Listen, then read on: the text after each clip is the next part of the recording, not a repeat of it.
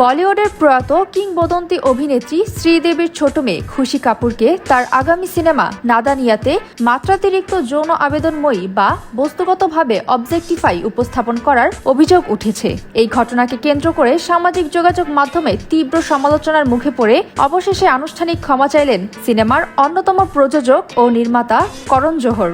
নেটিজেনদের একটি বড় অংশের দাবি, ভিডিওটিতে খুশি কাপুরকে যেভাবে ক্যামেরায় বন্দী করা হয়েছে তা গল্প বা চরিত্রের প্রয়োজনে নয়, বরং কেবল সস্তা বাণিজ্যিক উদ্দেশ্যে ও যৌন আবেদন তৈরি করার জন্য করা হয়েছে। শ্রীদেবীর মতো একজন সম্মানিত অভিনেত্রীর কন্যার ক্যারিয়ারের শুরুতেই এই ধরনের সস্তা উপস্থাপন নিয়ে অনেকেই সামাজিক যোগাযোগ মাধ্যমে ক্ষোভ প্রকাশ করেন।